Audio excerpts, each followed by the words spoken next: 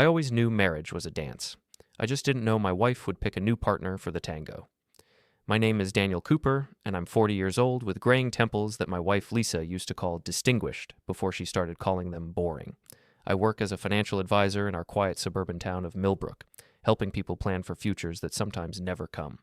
Funny how I missed the signs in my own financial statements.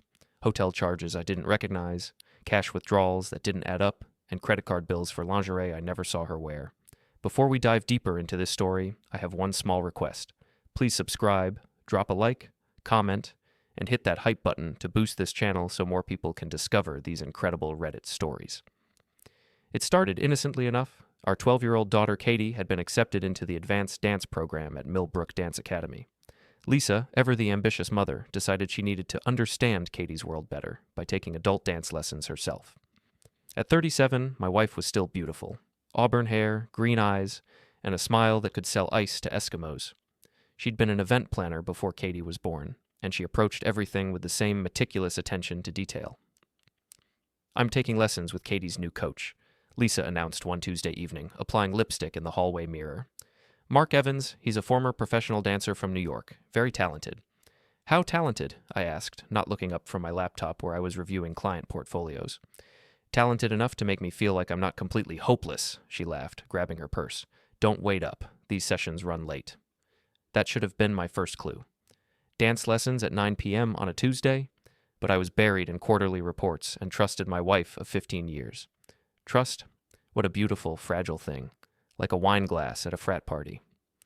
The changes started small.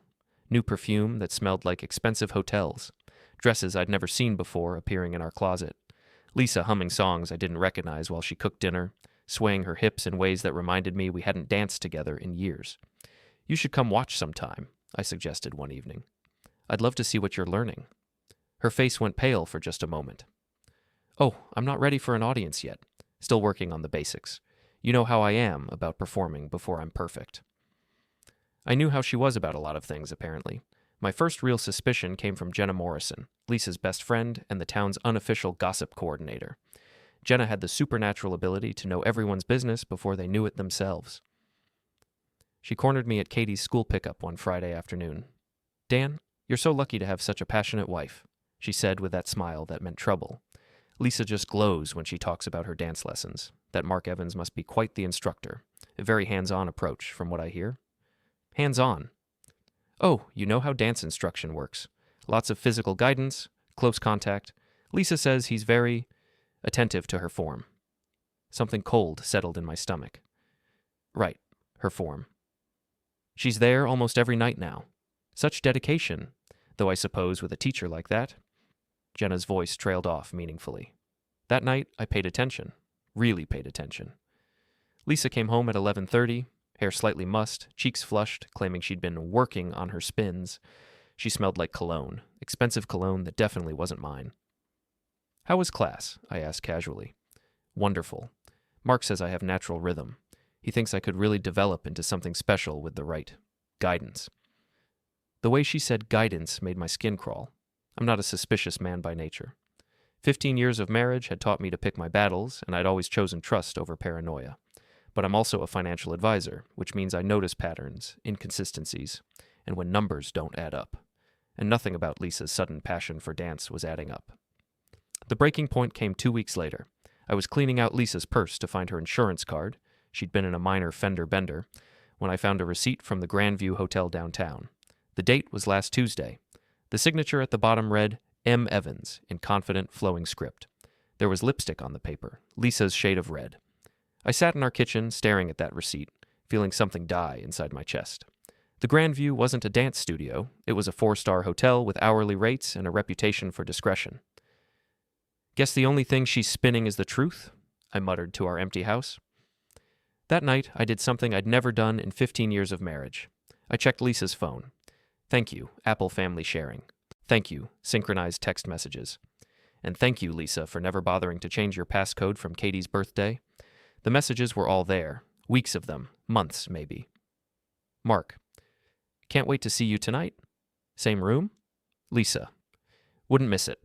Dan's working late again. Mark, poor guy has no idea what he's missing. Lisa, He couldn't lead if his life depended on it. Mark, good thing I can. See you at 8. I scrolled through dozens of messages. Plans for hotel meetings, jokes about my dancing skills, or lack thereof. Lisa complaining about our boring marriage, our predictable life, how she felt alive again with Mark. The most recent exchange was from that afternoon. Lisa. Jenna's asking questions. Think she suspects? Mark. Let her talk. Dan's not smart enough to put it together. Lisa. You're right. He's too trusting. Sometimes I think he deserves this. Mark. He does. Meet me Thursday. I have something special planned. I set the phone down carefully, my hands surprisingly steady. In my profession, I'd learned that the worst financial disasters happened not in moments of panic, but in moments of perfect, crystalline clarity. This was one of those moments. Lisa thought I wasn't smart enough to figure it out. Mark thought I was too trusting to see what was happening in my own marriage. They were both about to learn that being underestimated can be a powerful advantage. I wasn't going to confront them, not yet. Confrontation was emotional, messy, unpredictable. I was going to do what I did best: gather information, analyze the situation, and execute a plan. The next morning, I called my friend Paul Rodriguez, a contractor with a practical view of life and a complete inability to suffer fools. Paul had been my college roommate and the best man at my wedding. If anyone would help me navigate this disaster, it would be him. Danny boy, Paul answered on the second ring. What's got you calling at 7 a.m.? Did the stock market crash again? Worse, Lisa's having an affair. Silence. Then, you sure? Hotel receipts, text messages, and enough circumstantial evidence to convict her in any court in America. Who's the guy? Katie's dance instructor, Mark Evans, former professional dancer with wandering hands and a big mouth. Paul's response was immediate and colorful. Want me to run over his jazz shoes with my truck? Despite everything, I almost smiled. Tempting, but I have a better idea. I'm going to let them keep dancing, but the next song's mine. What do you need? Information, and maybe a witness. That Friday night, I told Lisa I was working late and followed her to her dance lesson.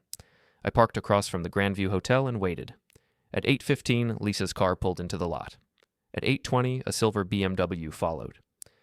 I watched a tall, dark-haired man get out and walk toward the hotel entrance. Even from a distance, I could see he moved with the fluid confidence of a dancer. Mark Evans, the man who was sleeping with my wife. I took photos, lots of them. Lisa and Mark entering the hotel together, their cars in the parking lot, the timestamp on each image, evidence that would hold up in any divorce court. But I wasn't ready to file for divorce yet. I was just getting started. Over the next week, I dove deep into Mark Evans' background. Social media made it embarrassingly easy. Mark had been a professional dancer in New York, but he'd left under mysterious circumstances. A few carefully worded messages to people in the dance community revealed the truth. Mark had been fired from his last position for having inappropriate relationships with students. Multiple students. Even better, I discovered that Millbrook Dance Academy had a strict policy forbidding instructors from having personal relationships with clients or their families. It was right there in the contract, which was publicly available on their website. Mark Evans wasn't just a homewrecker. He was a serial predator who was violating his employment agreement, and Lisa wasn't his first victim. She was just his latest conquest. The pieces of my revenge were starting to fall into place. I spent the following Tuesday evening in my car outside the Grandview, watching Lisa and Mark arrive for their weekly rendezvous. They looked so comfortable together, so casual about their betrayal. Mark had his hand on the small of Lisa's back as they walked into the hotel. She was laughing at something he'd said. They stayed for 2 hours. When they came out, Lisa's hair was messed up, and Mark was adjusting his shirt. They kissed goodbye in the parking lot like teenagers. I followed Lisa home, arriving just a few minutes after she did. She was in the shower when I got there, washing off the evidence of her evening activities. "How was book club?" I asked when she came downstairs in her robe. "Good. We discussed that new romance novel. Very passionate." "I bet it was." She gave me a strange look. "You okay? You seem tense." "Just work stress. You know how it is." But I wasn't tense. I was focused. There's a difference between anxiety and anticipation, and I was definitely feeling the latter. The next phase of my plan required perfect timing. The annual Millbrook Dance Academy Gala was coming up in 2 weeks, a big community event where all the instructors performed with their advanced students. Lisa had been talking about it for months, excited about Mark's solo performance. It would be the perfect venue for the truth to come out. I spent those 2 weeks gathering more evidence. I documented every hotel visit, every late-night text exchange, every lie Lisa told about her whereabouts. I also did some deeper digging into Mark's background and found something interesting. He'd been skimming money from the dance studio. Mark was forging receipts for private lessons that never happened and pocketing the cash. He was also charging clients for competition fees and keeping the money instead of registering them for competitions.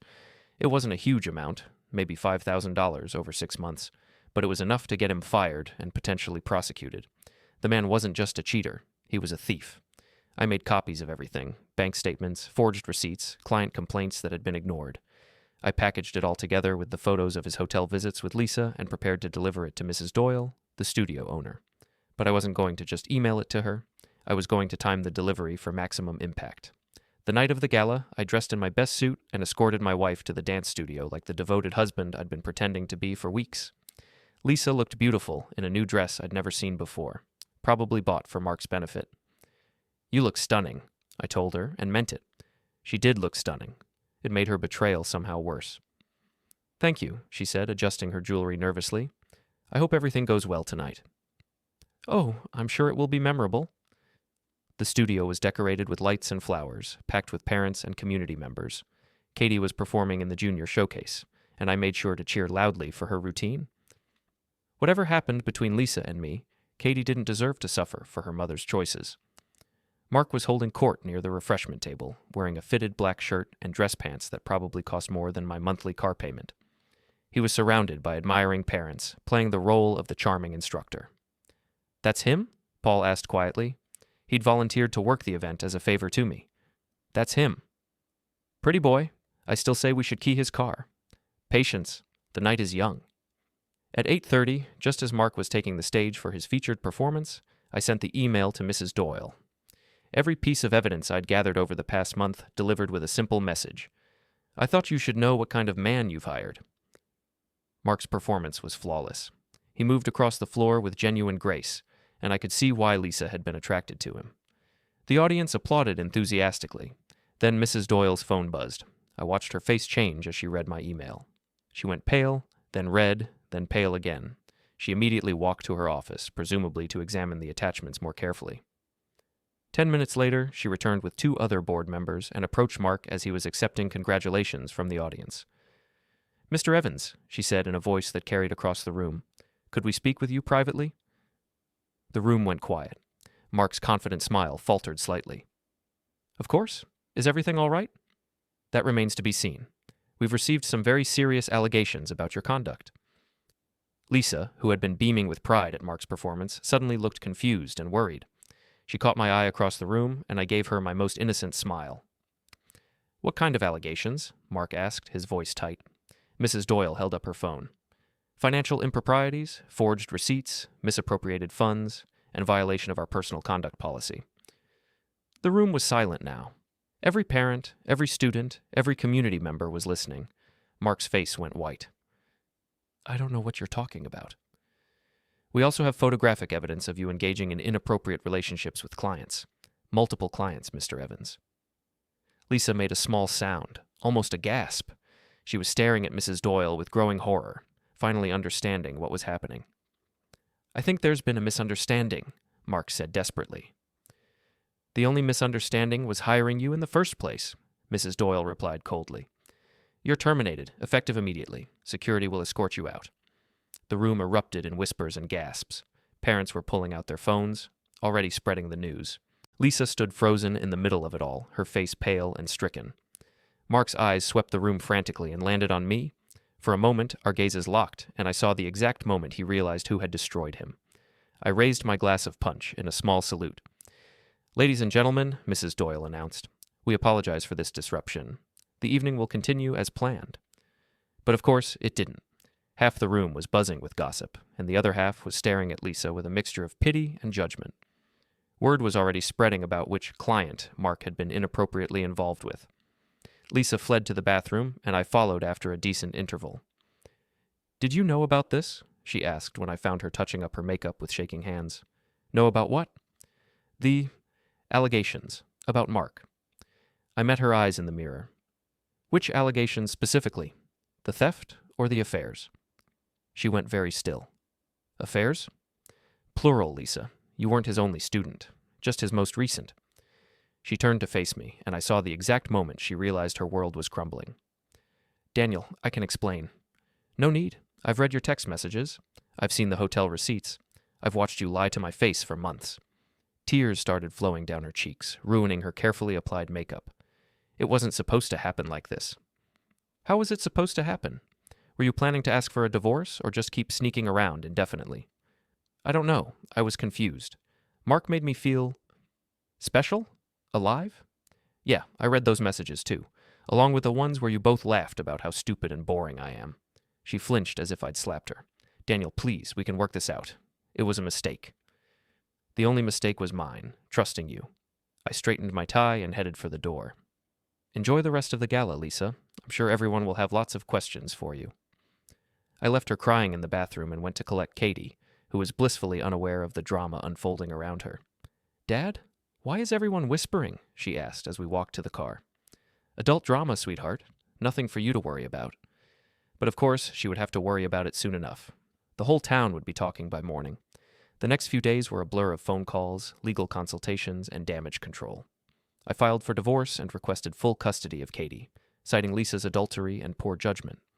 My lawyer was optimistic about my chances. Lisa moved in with Jenna temporarily, unable to face the whispers and stares in our neighborhood. Mark had disappeared entirely. Rumor was he'd left town in the middle of the night, but I wasn't done with either of them yet. Paul and I spent a Saturday morning visiting Mark's apartment complex. His silver BMW was still in the parking lot, covered in a thin layer of dust. The car he'd been so proud of, the one he'd driven to his secret meetings with my wife. You sure about this? Paul asked, hefting a bag of supplies. He destroyed my marriage. The least I can do is return the favor with his car. We worked quickly and quietly. Paul had brought industrial-strength plastic wrap, the kind used on construction sites. We covered every inch of Mark's BMW, then decorated it with bright red letters spelling out cheater and liar. We took photos and posted them on every local Facebook group and Nextdoor forum we could find. Performance art, I explained to Paul, very avant-garde. By Sunday morning, the photos had gone viral in our small town. Mark's public humiliation was complete, but Lisa was a different challenge. She was Katie's mother, and despite everything, I didn't want to completely destroy her. I just wanted her to understand the consequences of her choices. Those consequences became clear at our first custody hearing. Lisa had hired a lawyer, a young, aggressive type who thought he could paint me as a vindictive husband trying to punish his wife for a momentary indiscretion. Mr. Cooper, he said during cross-examination, isn't it true that you engaged in stalking behavior, following my client, taking unauthorized photographs? I documented my wife's adultery for divorce proceedings. That's not stalking. That's evidence gathering. And the public humiliation at the dance gala? The destruction of Mr. Evans's property? I reported criminal activity to the appropriate authorities. As for Mr. Evans's car, I have no idea what you're talking about. My lawyer, a sharp woman named Patricia Chen, smiled slightly. She had all the evidence we needed, the hotel receipts, the text messages, the proof of Mark's theft, and Lisa's complicity. But the real surprise came when Mark himself showed up to testify. I hadn't expected that. The man had fled town in disgrace. Why would he come back to testify in a custody hearing? The answer became clear as soon as he took the stand. Mr. Evans, Lisa's lawyer began confidently, can you tell us about your relationship with Mrs. Cooper? Mark looked uncomfortable, fidgeting with his tie. It was professional at first. And then? She pursued me, aggressively, made it clear she was unhappy in her marriage and looking for companionship. Lisa's face went white. This wasn't the testimony she'd been expecting. Are you saying Mrs. Cooper initiated the affair? Absolutely. She told me her husband was boring, inattentive. She said he deserved what was happening. I watched Lisa's lawyer realize his strategy was backfiring spectacularly. Mr. Evans, are you currently facing any legal difficulties? Mark's jaw tightened. I've been accused of some financial irregularities at the dance studio. And in exchange for your testimony today, have you been offered any consideration? I've been told that if I cooperate fully and tell the truth about Mrs. Cooper's role in our relationship, the district attorney might consider a plea agreement. The courtroom went very quiet. Mark was throwing Lisa under the bus to save himself from embezzlement charges. She knew about the money, Mark continued, his voice gaining strength. She helped me forge some of the receipts, said her husband had taught her about financial documents. Lisa shot to her feet. That's a lie. Mrs. Cooper, please sit down, the judge ordered. But the damage was done. Mark's testimony painted Lisa not just as an adulteress, but as an accomplice to theft.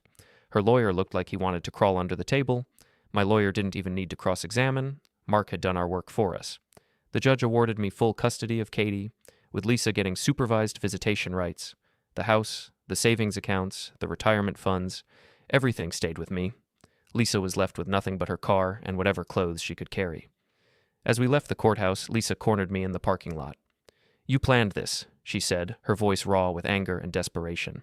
"You orchestrated everything. I documented your choices and their consequences. There's a difference. Mark lied on that stand. I never helped him steal anything. Maybe, but you did help him steal my marriage." She started crying again. Ugly, desperate sobs that attracted stares from other people in the parking lot. "I have nothing left, Daniel. No job, no home, no friends.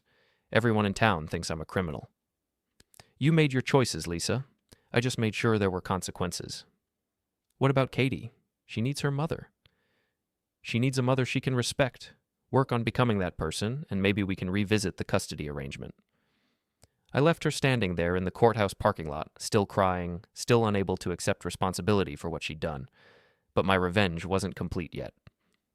3 months later, on a stormy Thursday night in November, Lisa and Mark made one last desperate play. I was working late in my home office when the security alarm went off. Through the window, I could see 2 figures in the backyard, trying to force open the sliding door to the kitchen. I called Paul first, then 911. "They're here," I told Paul. "On my way." I grabbed the baseball bat I kept by the office door and went to investigate. Through the rain-soaked glass, I could see Lisa and Mark huddled together, working on the door lock with what looked like a credit card. They were trying to break into my house. Our house. The house where Katie was sleeping upstairs. I turned on the exterior floodlights, illuminating them like actors on a stage. Lisa screamed and jumped back. Mark cursed and tried to shield his eyes. "What the hell are you doing?" I shouted through the glass. "We came for Katie," Lisa yelled back, her hair plastered to her head by the rain. "She's my daughter, too." "You have supervised visitation rights. This isn't supervision. This is kidnapping." Mark stepped forward, trying to look threatening despite being soaked and muddy. "Just let us take her, Daniel. We're leaving town tonight. You'll never see us again." "Over my body." Paul's truck roared into the driveway, headlights cutting through the storm. He jumped out carrying a flashlight and what looked suspiciously like a tire iron. "Everybody okay?" he called out. "Just some uninvited guests trying to break into my house." The situation was spiraling out of control fast. Lisa and Mark were trapped in my backyard, caught in the floodlights like deer. Paul was advancing on them with a tire iron. Police sirens were wailing in the distance. "This is your last chance," I told Mark through the glass. "Tell everyone the truth about what you've done, or I'll make sure the district attorney knows you violated your plea agreement by attempting to kidnap my daughter." Mark looked around desperately, at Lisa, at Paul, at the approaching police cars. He was cornered, and he knew it. "Fine," he shouted. "You want the truth? I'll give you the truth." The police cars pulled into my driveway just as Mark began his confession.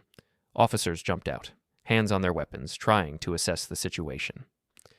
"Officers," I called out calmly, "these 2 individuals were attempting to break into my home. I believe they intended to kidnap my daughter." "That's not true," Lisa protested, but Mark was done protecting her. "She planned it," he said, pointing at Lisa. "She said we should take the kid and disappear. Start over somewhere new." "Mark, shut up," Lisa hissed, but he was on a roll now, desperate to save himself. "She's been planning this for weeks, ever since the custody hearing. She said her husband had ruined both our lives, and we deserved to take something from him." The police officers were taking notes, recording everything. "She knew about the money I took from the dance studio," Mark continued. "She helped me plan it. Said her husband had shown her how to manipulate financial records." "Stop talking," Lisa screamed. But Mark wasn't finished. He told them everything, about the affair, about Lisa's role in the theft, about their plan to kidnap Katie and flee the state. He threw Lisa under the bus completely, painting himself as a victim of her manipulation. By the time he was done, Lisa was sobbing in the mud, and the police were reading both of them their rights. As they were being loaded into separate patrol cars, Lisa looked at me through the rain-streaked window. "I loved you once," she mouthed. "I know," I replied. "That's what makes this so sad." The patrol cars drove away, taking my wife and her lover to jail. Paul and I stood in my driveway, watching their taillights disappear into the storm. "Well," Paul said finally, That was dramatic. Yeah. You okay? I thought about it. My marriage was over. My wife was going to prison. My daughter would grow up knowing her mother had tried to kidnap her. The whole town knew my personal business. But I was alive, I was free, and I had won. I'm okay, I said. Katie appeared at the top of the stairs in her pajamas, rubbing her eyes. Dad? What's all the noise? Just a thunderstorm, sweetheart. Go back to bed. She nodded sleepily and disappeared back into her room. Paul clapped me on the shoulder. You did good, Danny. They got what they deserved. Yeah, they did. Lisa was sentenced to 18 months in prison for attempted kidnapping and conspiracy to commit theft. Mark got 3 years for the embezzlement, plus additional time for violating his plea agreement. I kept the house, the custody of Katie, and my reputation in the community. Lisa's friends abandoned her completely once the truth came out. Even Jenna, who loved gossip more than anything, stopped mentioning Lisa's name. 6 months later, I was cleaning out the attic when I found our wedding album. I sat on the dusty floor, flipping through pictures of a younger, happier version of ourselves. Lisa in her white dress, radiant with joy. Me in my tuxedo, grinning like an idiot. We looked so hopeful, so certain that love would be enough. I closed the album and put it in the donation box. Some stories end with forgiveness and reconciliation, others end with justice and consequences. Katie and I were doing fine. She was excelling in school, making new friends, and had even started taking piano lessons. Her choice, not mine. She asked about her mother sometimes, but seemed to understand that some people make choices that change everything. Dad, she said one evening while we were making dinner together, are you ever going to get married again? I considered the question seriously. Maybe someday, but only to someone who thinks I'm a good dancer. She giggled. You're a terrible dancer, Dad. I know. That's why I need someone with low standards. We laughed together in our kitchen, and I realized something important. I was happy. Not the desperate, clinging happiness of someone trying to save a failing marriage, but the quiet, solid happiness of someone who had survived a disaster and come out stronger. Lisa had wanted to dance with someone else. Mark had wanted easy money and easier women. They'd both gotten exactly what they deserved. As for me, I'd always hated dancing, but it turned out I was pretty good at leading after all.